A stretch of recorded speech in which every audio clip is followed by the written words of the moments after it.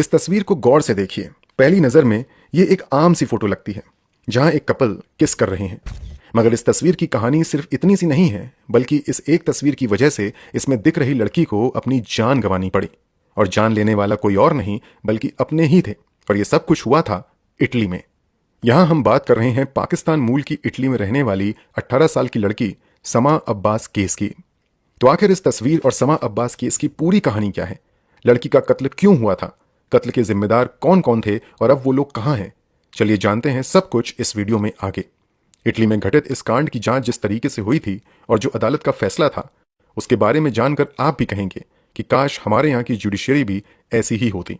तो बने रहिए वीडियो में आखिर तक। आगे बढ़ने से पहले जल्दी से क्राइम की कहानी चैनल को सब्सक्राइब कर बेल आइकन दबा लीजिए। इस कहानी की सबसे अहम किरदार है समा अब्बास। समा अब्बास का जन्म 18 दिसंबर 2002 को पाकिस्तान के पंजाब प्रांत में हुआ था।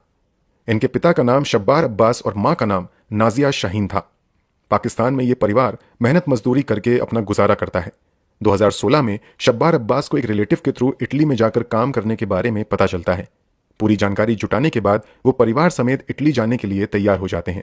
फाइनली 2016 में ही अपनी बेटी, पत्नी और छोटे बेटे को लेकर ये सभी इटली के नोवेलारा में आ जाते हैं। इन लोगों के साथ समा अब्बास के चाचा दानिश हुसैन और दो चचेरे भाई इकराम इजाज और नुमानुल हक भी आते हैं। इटली आने के कुछ समय बाद ही शब्बार अब्बास को इटली के एमिलिया रोमाग्ना इलाके के नोवेलारा में तरबूज के खेत में बतौर मजदूरी नौकरी मिल जाती है। इसी इलाके में ये परिवार एक घर भी किराए पर ले लेता है और वहीं पर रहने लगता है। यहाँ रहकर सभी मेहनत मजदूरी करके अपना जीवन बिताते रहते हैं।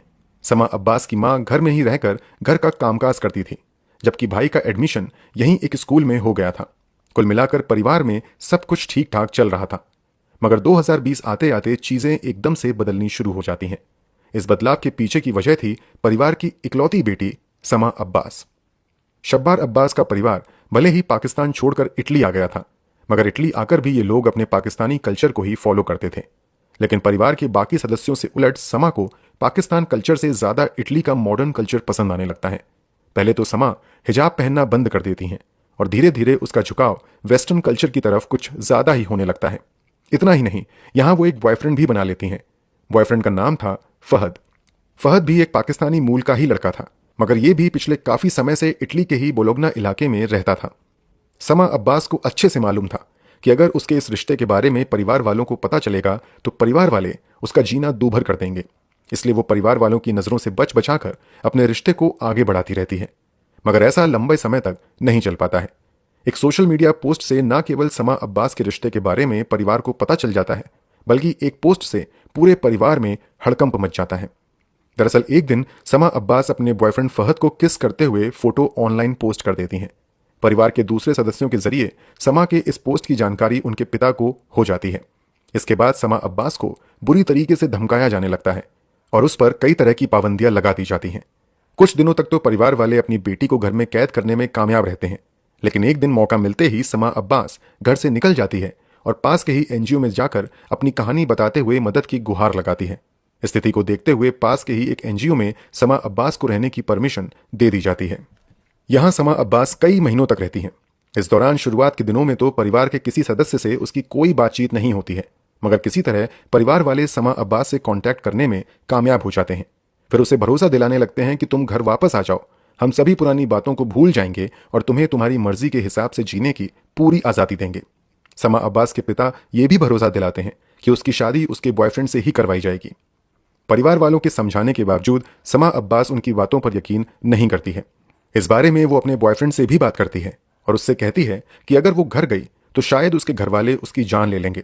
इस कारण अगले कई महीनों तक वो उसी एनजीओ में रहती है। बेटी के इनकार करने के बावजूद परिवार वाले लगातार उसे कन्विंस करने में लगे रहते हैं। परिवार वालों के लगातार कहने पर समा अब्बास एक शर्त रखती है कि वो इसी शर्त पर घर वापस आएगी कि वो अपने सभी डॉक्यूमेंट्स लेकर घर से चली जाएगी और फहद से शादी कर लेगी। बेटी की इस डिमांड को परिवार वाले मान लेते हैं और उसे भरोसा भी दिलाते हैं कि तुम घर वापस आओगी तो तुम्हें कोई नुकसान नहीं पहुंचाया जाएगा। फाइनली 2021 के अप्रैल महीने में समा अब्बास घर वालों की बातों में आ जाती है और 22 अप्रैल 2021 को सभी फॉर्मेलिटी पूरी करने के बाद अपने माता पिता के घर वापस आ जाती है। घर वापसी के बाद परिवार वालों का रवैया कुल मिलाकर ठीक ठाक रहता है। समा अब्बास अपने बॉयफ्रेंड फहद से परिवार वालों की किसी तरीके की शिकायत भी नहीं करती हैं। वो इतना जरूर बताती हैं कि परिवार वालों ने उससे कहा है कि कुछ दिन हम लोगों के साथ ठहर जाओ, फिर तुम सभी डॉक्यूमेंट्स लेकर चली जाना और फहद से शादी कर लेना। जब 10 दिन से ज्यादा बीत जाते हैं तो फहद समा अब्बास से मिलने के लिए आने को कहता है। जवाब में समा अब्बास कहती है कि वो बस कुछ ही दिनों में उसे मिलने आएगी। लेकिन 30 अप्रैल 2021 के बाद फहद समा अब्बास से कांटेक्ट करने की कोशिश करता है, मगर वो नाकाम रहता है। अगले 1-2 दिनों तक वो फोन के जरिए ही समा अब्बास से कांटेक्ट करने की नाकाम कोशिश करता रहता है।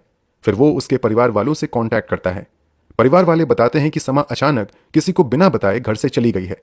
जब करीबी रिश्तेदार बेटी के अचानक घर से गायब होने के बारे में पूछते हैं तो उन्हें बताया जाता है कि वो कुछ जरूरी काम से बेल्जियम गई है। फहद को परिवार वालों की बातों पर यकीन नहीं होता है। वो अपने लेवल से समा अब्बास को तलाशने की कोशिश करता है। नाकाम रहने पर 5 मई 2021 को पुलिस के पास जाकर समा अब्बास की मिसिंग रिपोर्ट दर्ज करवाता है। पुलिस इन्वेस्टिगेशन की शुरुआत फहद के बयानों से ही करती है। पुलिस को दिए गए शुरुआती बयान में फहद समा अब्बास के गायब होने के पीछे उसके माता पिता का हाथ होने का शक जताता है। इस शक के पीछे की वजह थी कि कई बार समा अब्बास ने फहद से इस बारे में बात की थी कि उसके परिवार वाले इस रिश्ते से खुश नहीं हैं और वो उसकी जान तक ले सकते हैं। पुलिस वाले अपनी इन्वेस्टिगेशन बढ़ाते हुए समा अब्बास के पिता शब्बार अब्बास से कांटेक्ट करने की कोशिश करते हैं, मगर वो कांटेक्ट नहीं कर पाते हैं। घर पर जाने पर पता चलता है कि घर पर ताला लगा हुआ है। आगे की इन्वेस्टिगेशन से पता चलता है कि समा अब्बास के माता पिता तो 9 मई 2021 को ही मिलान एयरपोर्ट से पाकिस्तान भाग चुके हैं। समा अब्बास के चाचा दानिश हुसैन और उसके 2 चचेरे भाई भी यहीं आसपास रहते थे, लेकिन उनके बारे में जानकारी निकालने पर पता चलता है कि चाचा दानिश हुसैन और भाई इकराम इजाज समा अब्बास के गायब होने के कुछ दिनों बाद ही फ्रांस चले गए हैं, जबकि उसके एक और भाई नुमानुल हक यूरोप चले गए हैं। शुरू में तो इन लोगों ने बयान दिया था कि समा अब्बास अपनी मर्जी से बेल्जियम गई है। अगर वो अपनी मर्जी से बेल्जियम गई है तो फिर अचानक से ये लोग इटली छोड़कर पाकिस्तान, फ्रांस और यूरोप क्यों भाग गए? इस बात का जवाब तलाशने के लिए पुलिस वाले अपने इन्वेस्टिगेशन आगे बढ़ाते हुए आसपास के इलाकों में लगे सीसीटीवी फुटेज को खंगालना शुरू करते हैं। इस इन्वेस्टिगेशन के दौरान पुलिस वालों को एक बड़ा ब्रेक थ्रू मिलता है।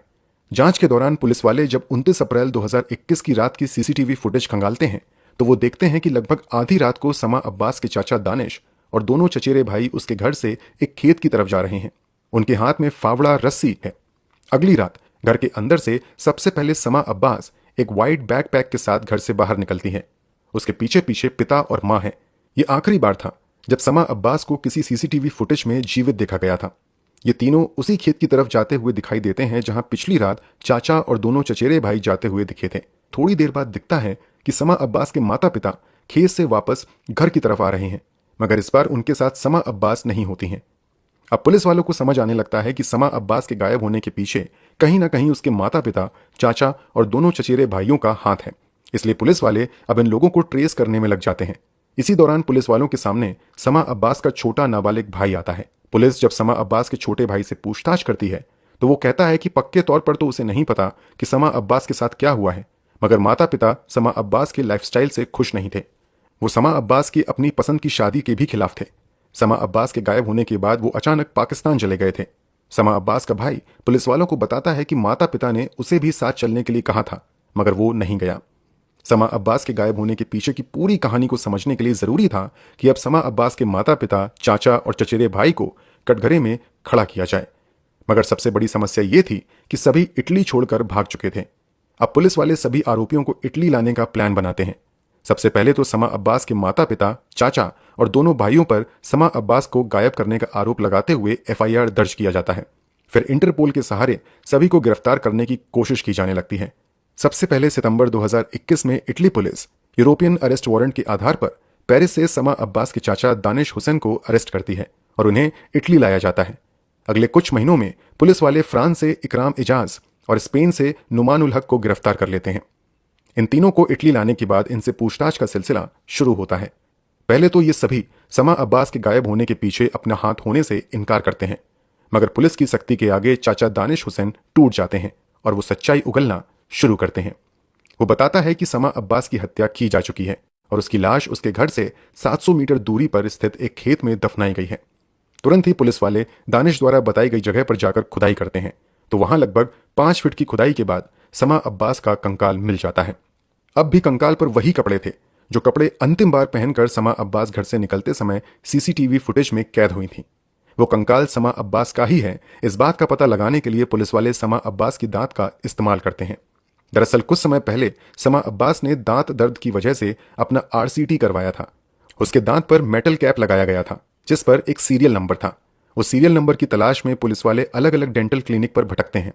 उस इलाके के एक क्लिनिक से पता चलता है कि सीरियल नंबर वाला कैप असल में समा अब्बास नाम की पेशेंट को लगाया गया था। इस तरह समा अब्बास की आइडेंटिटी भी कंफर्म हो जाती है। इस केस के 3 आरोपी तो पुलिस की पकड़ में आ चुके थे, मगर इन सब के पीछे का मास्टरमाइंड समा अब्बास के पिता और मां अभी पुलिस वालों की पकड़ से बाहर थे। इसलिए पुलिस वाले उन्हें पकड़ने के लिए अब इंटरपोल और पाकिस्तान पुलिस के साथ मिलकर काम करती है।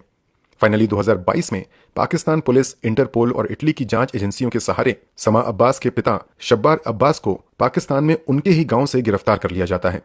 पूरी कागजी कार्रवाई के बाद 31 अगस्त 2023 को शब्बार अब्बास को ट्रायल के लिए पाकिस्तान से इटली लाया जाता है। चारों आरोपियों को इटली लाने के बाद अदालत में मामले की सुनवाई शुरू होती है। समा अब्बास के पिता अपने ऊपर लगे आरोपों से इनकार करते हैं और वो कहते हैं कि अपनी बेटी की जान लेने की वो कभी सोच भी नहीं सकते, मगर जो सबूत थे वो यही इशारा कर रहे थे कि उन्होंने ही अपनी बेटी की जान ली है। एक फोन कॉल पर वो अपने रिश्तेदार से ये बात करते हुए भी रिकॉर्ड किए जाते हैं कि मेरे परिवार की इज्जत से बढ़कर कुछ नहीं है, इसलिए बेटी को उन्होंने खत्म कर दिया है। इनका नाबालिग बेटा भी इस बात की गवाही देता है कि परिवार में समा अब्बास को खत्म करने की प्लानिंग लंबे समय से चल रही थी। पुलिस की इन्वेस्टिगेशन में चचेरे भाई के फोन कॉल से भी एक अहम सबूत सामने आता है। दरअसल वो किसी से बात करते हुए बताता है कि दोनों भाइयों ने समा अब्बास का हाथ पकड़ा था और चाचा ने रस्सी के सहारे उसकी गर्दन दबाई थी। ऑटोप्सी रिपोर्ट से भी कंफर्म होता है कि समा अब्बास की मौत गर्दन की हड्डी टूटने की वजह से हुई थी। इस तरह अदालत में सभी का गुनाह साबित हो जाता है। इस मामले में समा अब्बास की मां को भी दोषी बनाया जाता है। वो अब तक कानून की पकड़ से बाहर थी और उसे इटली नहीं लाया जा सका था, मगर इटली में एक कानून है जिसके तहत आरोपी के इटली में ना होने के बावजूद उस पर केस चलाया जा सकता है। इस कानून के सहारे सुनवाई होती है और दिसंबर 2023 में अदालत अपना फैसला सुनाते हुए समा अब्बास के माता पिता को सबसे बड़ा दोषी मानते हुए उम्र कैद की सजा सुनाती है। चाचा दानिश हुसैन को 14 साल की सजा सुनाई जाती है, जबकि दोनों चचेरे भाइयों इकराम इजाज और नुमानुल हक को सबूत के अभाव में बरी कर दिया जाता है। अथॉरिटी फैसले से संतुष्ट नहीं होते हैं और वो निचली अदालत द्वारा सुनाए गए फैसले को ऊपरी अदालत में चुनौती देते हैं। वहां एक बार फिर से इस केस की सुनवाई होती है और अप्रैल 2025 में अदालत अपना फैसला सुनाती है। इस नए फैसले में माता पिता की उम्रकैद की सजा को बरकरार रखा जाता है, जबकि चाचा को जो 14 साल की सजा मिली थी उसे बढ़ाकर 22 साल कर दिया जाता है। निचली अदालत ने दोनों चचेरे भाई को तो बरी कर दिया था, मगर ऊपरी अदालत द्वारा दोनों भाइयों को दोषी करार दिया जाता है और इन दोनों को भी उम्र कैद की सजा सुनाई जाती है। सभी आरोपियों को तो जेल भेज दिया जाता है, मगर एक दोषी अभी भी था जो पुलिस की पहुंच से दूर था। वो थी समा अब्बास की मां नाजिया शाहीन। नाजिया को भी गिरफ्तार करने के लिए लगातार कोशिशें की जा रही थी, मगर पुलिस वालों को कामयाबी नहीं मिल रही थी। लेकिन 2024 में पुलिस वालों को कामयाबी मिल जाती है। नाजिया शाहीन को पाकिस्तान अधिकृत कश्मीर के एक गांव से 31 मई 2024 को गिरफ्तार कर लिया जाता है। अब सबसे बड़ा सवाल आता है कि आखिर समा अब्बास की हत्या क्यों की गई थी। ये एक ऑनर किलिंग का मामला था। जैसा कि थोड़ी देर पहले हमने आपको बताया था कि समा अब्बास अपना पाकिस्तानी कल्चर छोड़कर इटली के कल्चर को अपनाने लगती हैं। वो सोशल मीडिया पर अपने बॉयफ्रेंड के साथ तस्वीर भी पोस्ट करने लगती हैं। ये बात परिवार वालों को नागवार गुजरती है। वो समा अब्बास को बताए बिना उसकी शादी पाकिस्तान में तय कर देते हैं, इसलिए वो बहाने से समा अब्बास को एनजीओ कैंप से बुलाते हैं। घर वापस आने के बाद उस पर पाकिस्तान जाने और परिवार वालों की पसंद के लड़के से शादी का दबाव बनाया जाने लगता है। समा अब्बास पाकिस्तान जाने के लिए रेडी नहीं होती हैं। वो फहद से ही शादी करने की जिद करने लगती हैं। इस कारण पिता, चाचा और चचेरे भाई के साथ मिलकर समा अब्बास को खत्म करने का प्लान बनाते हैं। प्लान के अनुसार 29 अप्रैल को पहले चाचा और दोनों चचेरे भाई बगल के खेत में जाकर गड्ढा खोदते हैं। फिर 30 अप्रैल और 1 मई की दरमियानी रात समा अब्बास को लेकर उसके माता पिता किसी बहाने से घर से निकलते हैं और थोड़ी दूर पर ही उसे चाचा और चचेरे भाई के हवाले कर देते हैं। तीनों मिलकर समा अब्बास की हत्या करते हैं और उसके शव को पहले से खोदे हुए गड्ढे में दफना देते हैं। फिर मौका मिलते ही इटली छोड़कर सभी भाग जाते हैं, मगर इटली पुलिस की ईमानदार मेहनत और कोशिशों के कारण सभी आरोपी पकड़े जाते हैं और आज सलाखों के पीछे हैं। दोस्तों, पूरी कहानी जानने के बाद इटली पुलिस के बारे में आप क्या कहेंगे? कमेंट बॉक्स में जरूर बताएं। अगर आपको हमारी मेहनत पसंद आई हो तो इस वीडियो को लाइक करते हुए शेयर